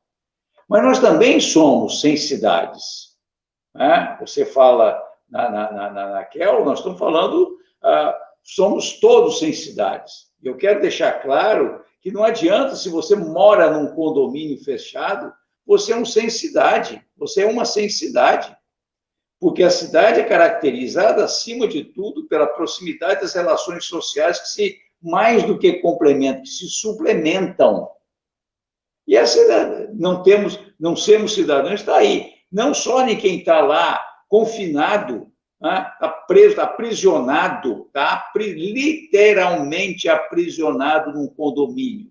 Seja ele horizontal, como tem aí por perto do Cláudio, seja ele vertical, como tem aqui pertinho de mim, onde as pessoas não têm direito à vida. Então, somos sem cidade. E, eventualmente, eu ousaria dizer que a gente precisa começar a recuperar o sentido de cidade, né, dando visibilidade às mulheres, às crianças, aos cadeirantes e aos idosos. Enquanto eu não tiver uma cidade que seja segura para mulheres, para crianças, para portadores de algum tipo de deficiência de idosos, não tem cidade para ninguém, não tem segurança para ninguém. Não tem segurança para absolutamente ninguém. Não é? Eu tenho a felicidade de ter uma companheira que tem essa coisa no veio dela. A Eliana está sempre alertando para essas questões. Não é? Obviamente que muitas vezes ela usa a leitura dela a partir da ótica da mulher. Não é? E ela sempre destaca que nada é mais perverso do que a constatação que é feita em um documentário, se alguém de vocês não viu, veja, Chega de Fio-Fio, em que há um depoimento de uma transexual que diz que ela se sentia muito mais segura quando era simplesmente um gay, porque, afinal de contas, mesmo sendo gay, usava roupa que se assemelhava de menino, do que agora que ela é transexual. Então, observem a perversidade dessa sociedade nossa, né, que não dá cidade a essas pessoas. E eu concordo em gênero e grau, quer dizer, tem que ser através da arte, sim, mas da arte que valoriza todo tipo de expressão artística que nos eleva enquanto humanos. E não imaginar que a arte é aquilo que é erudito, aquilo que é mostrado nas galerias, aquilo que é tocado no Carlos Gomes. Não, é aquilo que está na praça. A praça de todas, a praça de todos. A cidade que permite que a gente se locomova. E se locomova com segurança e privilegiando o humano, e não esse tipo de investimento público onde a prioridade é sempre do automóvel. 3 pistas na Reta da Penha, 3 pistas para o automóvel. De vez em quando eles abrem lá uma baiazinha para o ônibus parar. Mas a prioridade, e aí eu já demonstro claramente que sociedade é essa. A mesma forma da educação, Roberta. Você faz parte de uma geração, e eu tenho o maior orgulho, eu tenho a maior gratidão a uma intuição que eu tive, Roberta, nos anos do Fernando Henrique Cardoso. Inúmeros companheiros se aposentaram antes dos 50 anos. E ele disse, eu vou encher o saco do Paulo Renato, eu vou encher o saco do Fernando Henrique Cardoso, eu vou resistir aqui. Graças a Deus eu fiz isso. Graças a Deus eu tive essa intuição. Porque se eu não tivesse tido essa intuição, eu não teria tido o grande privilégio de vivenciar, de viver uma universidade entre 2002 e 2017, quando eu me aposentei, que foi se empretecendo, que foi se colorindo, que foi se arrojando, que foi tendo cara de Brasil, né? Porque até 2002 Aí, de vez em quando, tinha uma preta, um preto lá na sala, olha que coisa maravilhosa e tal. De vez em quando vinha alguém de Viana, de vez em quando vinha alguém de Fundão, mas, de repente, começou a vir gente na universidade por quanto é canto. Educação no campo, educação inclusiva, todo tipo de coisa.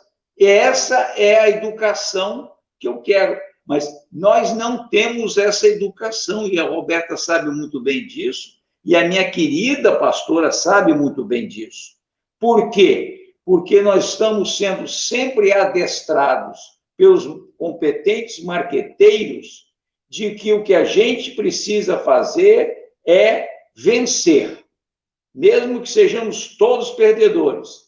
E aí também tem surpresas, né, Roberta? Quantas pessoas que entraram lá pelo sistema de cota e, quando saíram, foram para o mercado de trabalho falando do seu mérito de ter conseguido fazer a universidade. E aí se comporta como funcionário de banco, como se banqueiro fosse. Se comporta como médico ou enfermeiro de hospital, como se plano de saúde ele fosse dono. Então, eu acho que a gente falhou em alguma dessas coisas aí. Continuamos falhando. Mas se a gente acordar para isso e nós começarmos a permitir que a Roberta visite, digamos que a Roberta não tivesse na mamadeira essa apreciação pela arte. Que oportunidade você teve naquele currículo nosso da economia a se expor à arte, Roberto? Eu vou responder nenhuma. Não só isso, professor, mais que isso, vou dialogar contigo, me permita um parêntese na sua belíssima fala. Quantos professores negros nós tivemos no nosso curso e quantos autores e autoras negras? Eu aprendi isso com os estudantes de ciências sociais nos últimos 2 anos na Federal do Espírito Santo, que diziam: quantos intelectuais negros tem no seu currículo? E eu, assustada, dizia: nossa, deixa eu pensar. Né? E aí fui começar a estudar. Eu, de fato, não estudei Clóvis Moura, como eu estudei Furtado, não estudei o Gorender, como eu estudei o Caio Prado, né? Não estudei a Lélia Gonzalez. Quantas mulheres a gente estuda para além da Conceição Tavares? Né? Então, assim, é muito desigual, você tem absoluta razão, mas se pintou, se coloriu. E esse colorir se fez da gente diferente também. E a gente tem a obrigação de ser pedagogia do exemplo. Eu preciso te dizer isso. Vocês foram pedagogia do exemplo. E isso é importante. A universidade é um espaço de aprendizagem. A gente joga para o lado e passa por cima daqueles que precisa passar, mas a gente, às vezes, não é maduro o suficiente para agradecer no tempo do agradecimento. Que bom que a vida é generosa para a gente voltar e fazer um carinho nessas pessoas que foram pedagogia do exemplo. O momento mais bonito dessa universidade foi quando, na refundação da pastoral universitária, que estávamos todos e todas presentes aqui, a gente viu aqueles nomes que fizeram história na educação popular desse estado. Estava o Vitor Buais, estava o Cláudio, estava o Boff. Foi tão bonito que a gente se perguntava naquele auditório Vereza, né? O que aconteceu que a gente deixou de estar junto, de andar junto? Que equívoco nós cometemos nessa trilha que a sociedade do roubo tempo ganhou da gente. Então, assim, eu também preciso dizer que a universidade nos deu exemplos. Você faz parte dessa trajetória do exemplo. Tem que ser dito. Saber agradecer é tão importante quanto saber fazer aquilo. Cláudio, Arlindo, Mari, as gerações que nos reinventam. Nós precisamos saber agradecer. Eu trago um pouco de mim do Reinaldo Carcanholo, trago um pouco em mim do próprio Mansur, com todas as polêmicas do Mansur, mas o Mansur não deixou muitas coisas. O Mansur era um romântico com a vida. Pedro Mansur foi muito legal o meu período histórico de universidade. Foi muito fecundo ser movimento estudantil. Então, eu agradeço demais no exemplo. Como é que um professor branco do olho azul era de esquerda? Como assim? Um professor branco do olho azul que defende a luta do campo? Não é possível. Buffon e Arlindo Vilasque, 2 sujeitos, homens brancos, reivindicando causas populares. A minha universidade, o meu curso me deu isso. Então, algo de inédito tinha naquele momento que o Freire chamaria de inédito viável. A possibilidade de romper muros e acender sendeiros luminosos. Então, acho que você foi um exemplo, sim, sabe? Eu não sei, eu cada vez sou mais convencido de que o máximo que a gente consegue fazer, e aí a gente tem que ir lá para a física quântica, é jogar uma pedrinha no lago, esse é o único gesto sobre o qual a gente tem controle. Porque aí a gente não sabe o que é essa pedra. A física quântica nos ensina que isso pode virar um tsunami, né? E eventualmente jogou uma pedrinha que eventualmente é uma fala. Eu me sinto muito homenageado quando pessoas com quem eu convivi em sala de aula dizem: professor, você se lembra aquela?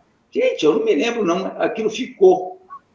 Então, eu acho que é um pouco disso, é a gente acreditar nesses bons exemplos, porque, para mim, se não tivesse tivesse nenhum efeito, se eu não tivesse nenhum orgulho, e eu tenho muitos orgulhos de 50 anos de UFES, né?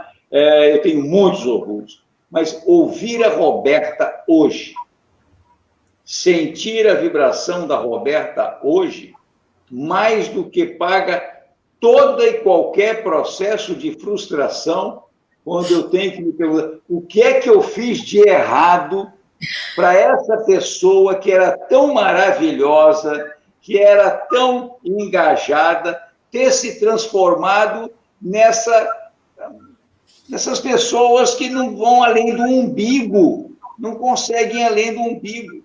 E aí eu resolvi me perdoar. Eu disse: olha, eu não tenho culpa nesse negócio, não. É porque é muito pouca voz, e é por isso que eu quero insistir, né? Vamos parar de reagir. Porque reagir ao que está aí, nós já perdemos, pastora Claudete, nós já perdemos. Nós temos que criar um outro jogo. Nós temos que fazer uma outra brincadeira. Nós temos que tecer uma outra fantasia, botar uma outra música, olhar uma outra arte. Vamos nos expressar mais do que impressionar.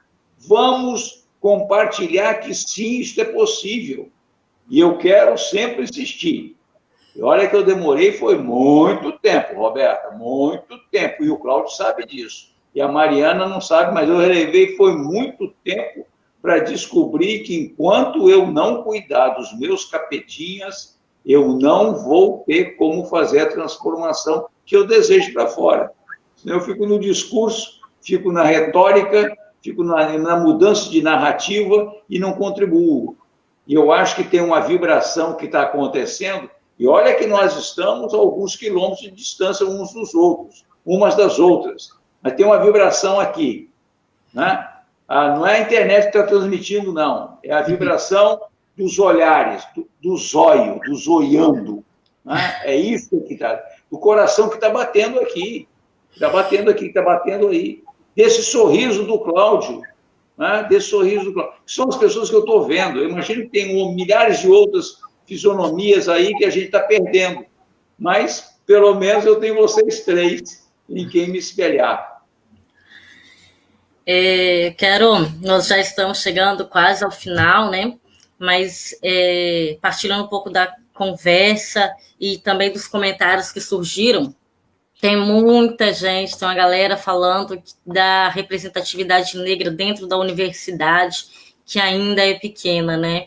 E a Vânia, que cursou arquitetura, e ela era a única negra e não teve nenhum professor negro. A Sidneia também coloca, né, moradora de Viana, e por todos os períodos, né, a única moradora de Viana durante a trajetória dela também na universidade. A Estela também colocou que teve apenas uma professora negra no currículo obrigatório e mais 2 na interdisciplinaridade que a universidade permite, né? E aí eu também, como estudante ainda da universidade, durante a graduação poucos e durante a pós-graduação também poucos. E aí, dentro de uma outra perspectiva teórica, eu fico com uma pergunta que uma professora da Universidade de Uberlândia, ela sempre nos faz. Que fascismo acordou comigo hoje?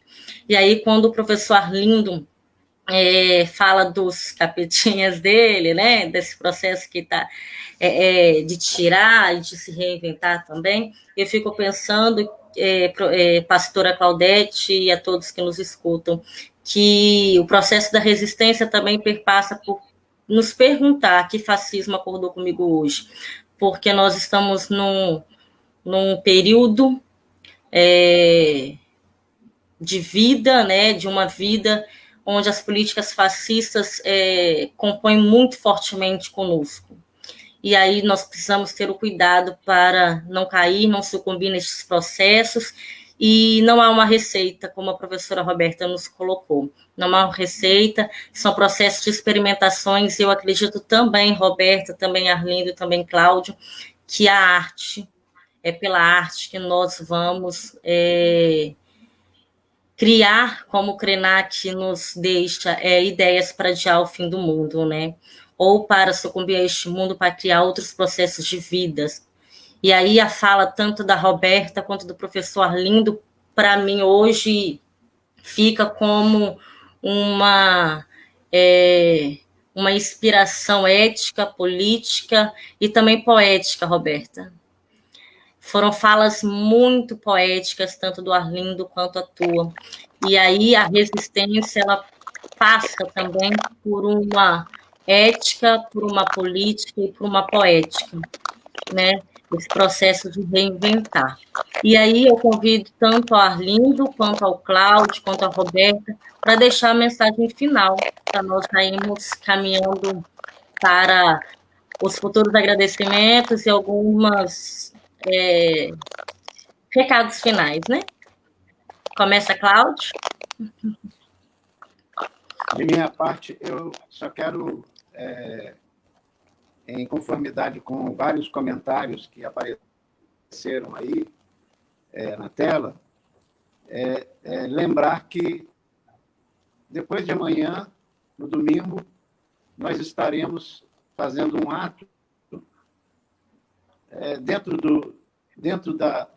do sistema, né? Porque as eleições são todas enquadradas num sistema, estaremos decidindo pessoas que vão ou não promover políticas públicas voltadas para uma educação de qualidade, do cuidado, voltados para a defesa do manguezal, inclusive como instrumento de debate e de educação sobre o que é a construção de uma cidade, sobre combate ao racismo, promoção da igualdade racial, respeito às pessoas, a construção de um mundo utópico melhor.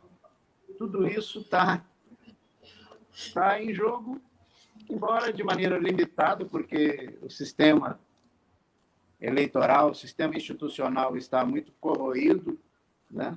Mas é impressionante como tudo isso que foi conversado aqui nessa live tem a ver com depois de amanhã, com domingo, né?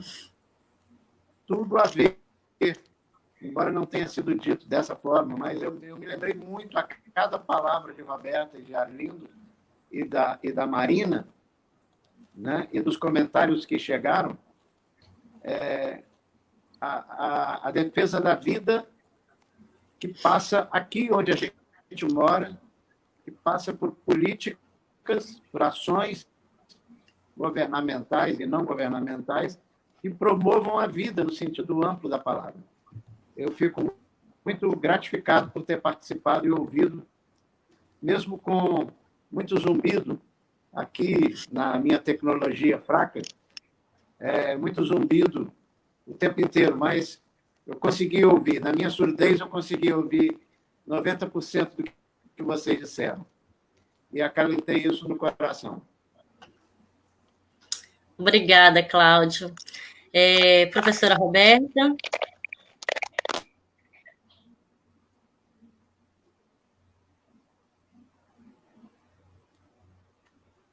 Eu queria agradecer demais, assim, a possibilidade de voltar a reencontrar essas pessoas que fazem parte da minha trajetória e me fazem melhor, sem dúvida nenhuma. Arlindo e Cláudio integram a minha feitura, sim, né? Isso é importante. Eu estou muito nessa revisão histórica e pedagógica de agradecer aqueles e aquelas que me forjaram, porque eu não seria o que eu sou se eu não tivesse passado por uma boa formação na igreja, com a SEBS, eu não seria o que eu sou se eu não tivesse passado por uma boa formação, desde a educação básica até a universidade, nas escolas públicas pelas quais eu passei, eu não seria a pessoa que eu sou se eu não tivesse passado pelo esporte, entendido como é que o trabalho coletivo, né? Perdemos o Maradona ontem, e perder o Maradona é uma perda latino-americana, sim, porque é muito difícil no esporte a gente ter consciência política. O esporte é uma arena mercantilizada de definição de egos tão ou mais absurda que a academia, né? E o Maradona soube se colocar ao lado daqueles e daquelas que, oriundos de onde ele vinha, também lutavam por um mundo melhor. Assim. O Maradona faz falta na América Latina, sem dúvida nenhuma, em todo o seu internacionalismo, né? Mas eu queria terminar com uma reflexão de um apontamento que o Arlindo faz, me parece o mais importante dessa noite, se ele me permite assim resumir, que é o que em 1955 a Carolina Maria de Jesus, em Quarto de Despejo, vai definir como a dor mais profunda vivida por uma mãe, que é não ter o que dar de comer aos seus filhos, né?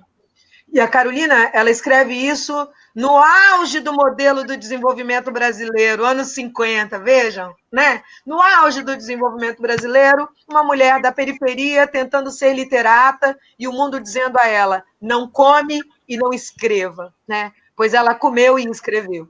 E sambou também. Então é possível arranjar brechas. E ela escrevia no mesmo tempo histórico que um outro intelectual gigante do Nordeste brasileiro, de Pernambuco, chamado Josué de Castro, se perguntava por que um modelo de desenvolvimento com tanta subnutrição. E definia Josué: toda subnutrição é um tipo de subdesenvolvimento e todo subdesenvolvimento é um tipo de subeducação. Me parece que Carolina Maria de Jesus e Josué de Castro fizeram amor com as palavras. Fazer amor com as palavras é um termo que o Rubem Alves dizia muito, né? O Rubem Alves dizia, é necessário erotizar a palavra, a tal ponto que a gente não queira parar de se ouvir. Não porque a gente seja farsa, mas porque a gente é verso.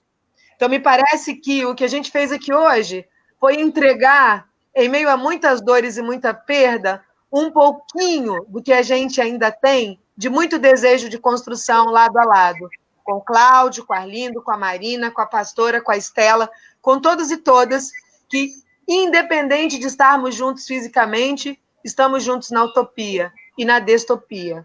Obrigada por essa noite de verdade, Sebe, e Cláudio, Arlindo, Marina, foi uma noite memorável na minha história de vida. Muito, muito obrigada. Obrigada, Roberta.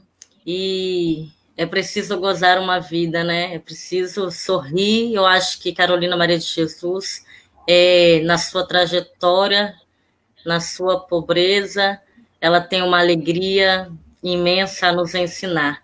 Então, Arlindo, o que você nos diz, nos diga? Eu acho que a única coisa que eu posso dizer é que eu gostaria de ficar em silêncio para escutar, para vivenciar tanta coisa que eu vi e tanta coisa que eu senti nesta noite. Acho que temos muito que contribuir, Roberto, muito que contribuir. As nossas pequenas pedras, as nossas pequenas pedrinhas podem fazer a revolução que as armas jamais vão conseguir fazer. Então, eu acho que é, para mim, um momento de plenitude poder estar com vocês, compartilhando mais do que pensamentos. Eu quero compartilhar emoções com vocês. O que eu pretendi compartilhar com vocês tem nada a ver com pensamento, mas tem a ver com emoção. Uma emoção que brota dentro de mim a cada manhã de agradecimento por eu ainda estar vivo.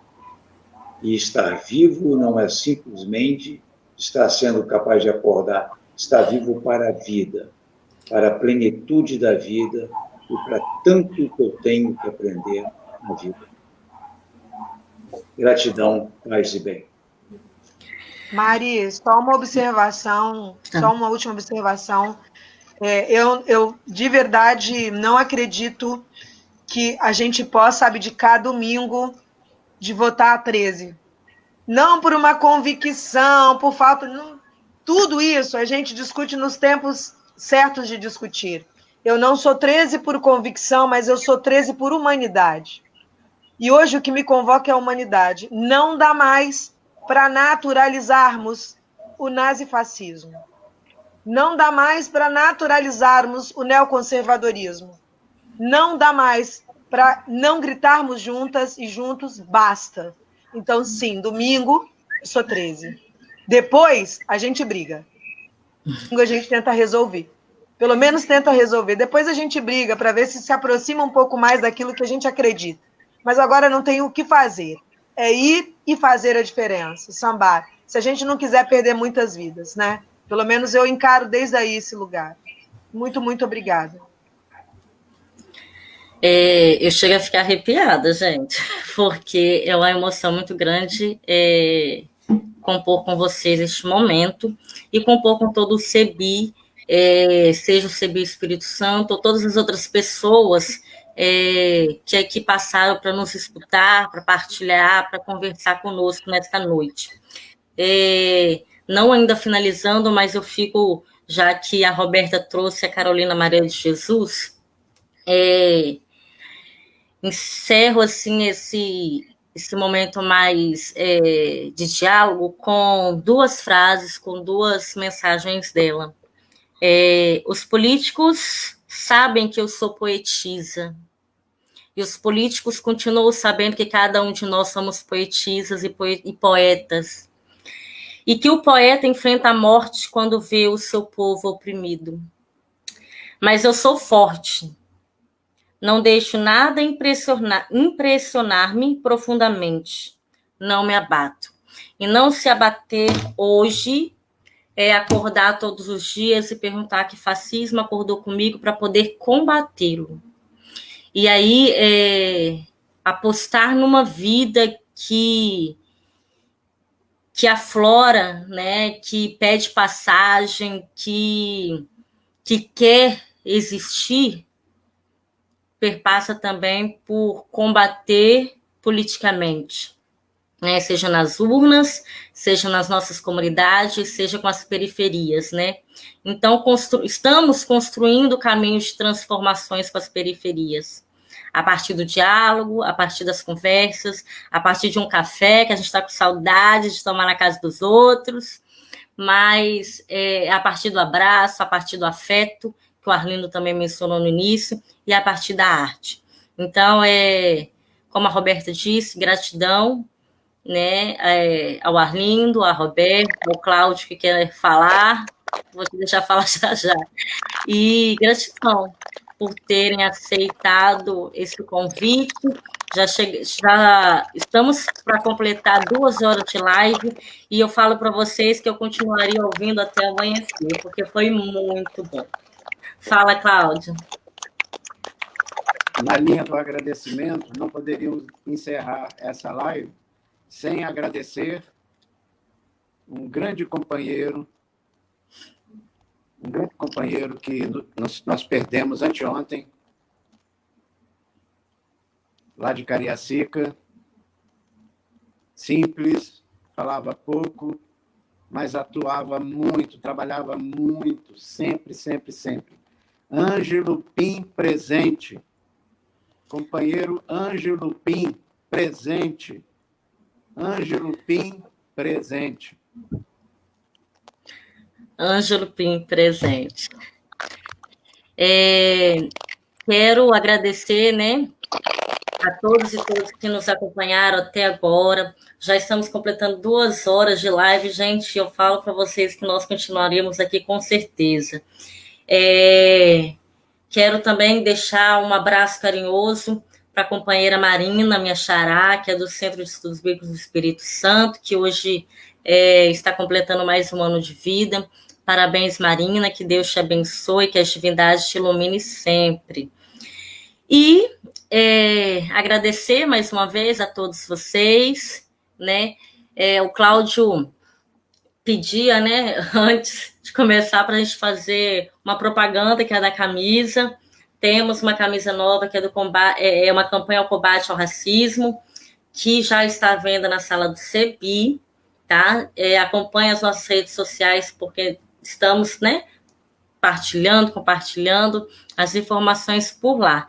E no mais, agradecer por esta oportunidade e dizer que a sala do CEBI está sempre aberta, que nós, do Centro de Estudos Bíblicos, estamos sempre abertos para compor uma vida bonita com todos vocês. Gratidão.